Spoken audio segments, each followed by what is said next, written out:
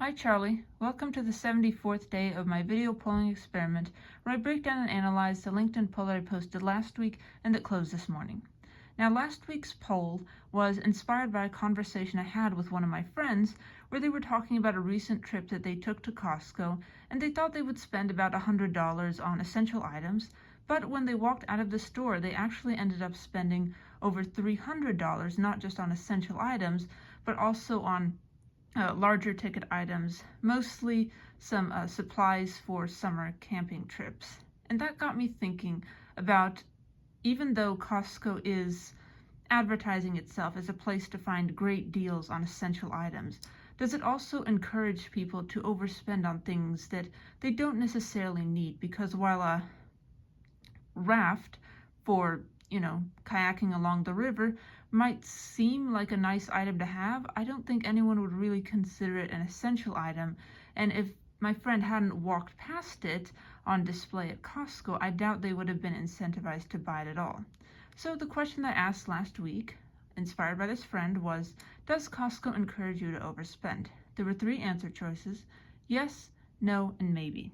Now 93 people ended up voting on this poll, which is pretty good performance considering that my average poll gets about 80 to 85 votes, so I was happy to see that people were interested in expressing their opinion on this topic. Here's how the distribution ended up turning out. 51% of the voters, a bare majority, said that yes, Costco does encourage you to overspend. I was one of those because I wrote a report about Costco's marketing strategies where I ultimately concluded that Costco has a tremendous incentive to convince people to spend money not just on essential items like toilet paper and massive bottles of ketchup, but also specialty items like garden sheds and whitewater rafts and all of those other things that are supposed to make you cool and fashionable and also make you feel like you're getting a quote-unquote great deal on something that you might not necessarily need. Anyway, 22% of the voters said that no, Costco doesn't encourage you to overspend, and 28% were honest enough to admit that maybe Costco encourages them to overspend, but they're not entirely sure. Now here are some statistics about Costco to give us a better idea of what Costco is like and what its overall marketing strategy is. Costco has 127 million customers globally. Costco membership fees generate $4.6 billion in annual income for Costco. Now this is one of their brilliant aspects of their business model, is that you are essentially paying Costco for the right to shop there. So before you've even spent any money on groceries, you are already kind of in the hole about $70 to $150. I'm not sure what the exact membership cost is right now, but you are basically spending money for the right to spend money at an establishment, which is not the case for most stores. With most stores, you can just walk in for free, and they allow that because they think that when you enter the store, you're going to probably be buying an item, or at least some people will be buying an item. But Costco always wraps up this membership fee in language of getting access to all of these wonderful deals, and you get all of this cash back and all of these discounts, and you can buy massive bottles of ketchup, whereas at a regular store you'd have to buy smaller bottles of ketchup and they'd be more expensive and things like that. But still, you are paying for the privilege to shop at a store, which is not the way most stores work. Also, 90% of Costco members renew their membership annually, which just goes to show that, maybe most people are indeed getting great deals at Costco, but it could also be that kind of perception that they are paying for those great deals. Now, whether they did the math to actually see if they got these deals at all, or if maybe they overspent a little bit because of some of the marketing tactics that Costco employs, that's a slightly different question.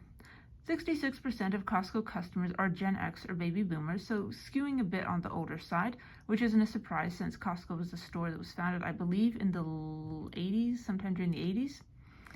Also, 72% of Costco shoppers are women, while 28% are men. Now, this is indeed very interesting. Women are often stereotyped as the kind of quote-unquote deal hunters, clipping coupons and things like that, but they're also stereotyped, at least in the media, that a lot of us consume as overspenders, overconsumers, trying to find deals on items that might not necessarily be needed. But again, this is just a fairly unflattering stereotype. I'm sure there are a lot of other factors that go into this statistic.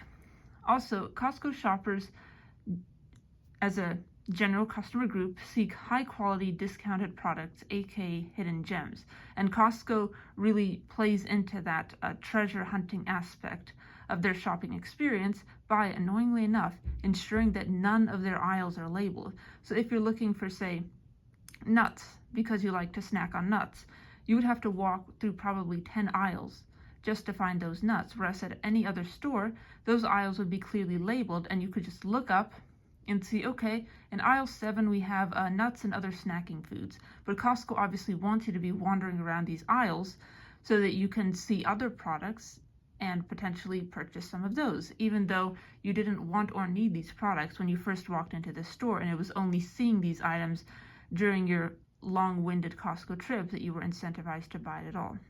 So anyway, Charlie, those are just some of my thoughts on Costco's marketing strategies. Now, I'm not saying that these marketing strategies are bad or that hunting for deals is a bad thing that you should avoid. I'm just saying that Costco does have an enormous incentive to convince people to buy more than just essential items. There's a reason that all of these kind of summer fun items like the whitewater rafting, like the big rafts and kayaks hanging from the ceiling, are around. Why is it not just, the relatively affordable toilet paper and massive bottles of ketchup that are being displayed in this way?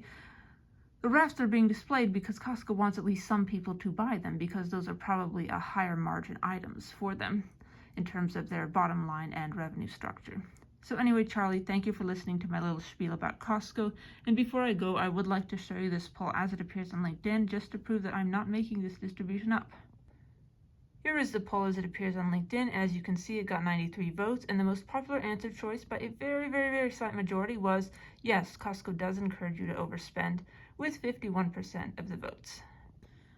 Okay, Charlie, thank you again for listening to my little spiel about Costco. I really hope that I didn't offend any Costco lovers. This is not necessarily a Costco affiliated channel. I'm just expressing my opinion based on, some fairly extensive research about what I think Costco's marketing strategy is. And again, I didn't mean to make any unfair assumptions. I'm literally just stating some of the statistics affiliated with Costco and trying to explain why those statistics are the way they are, obviously assuming those statistics are a decent reflection of the reality. So anyway, Charlie, thank you for listening, and stay tuned tomorrow for my 75th poll analysis. Have a wonderful day, and goodbye.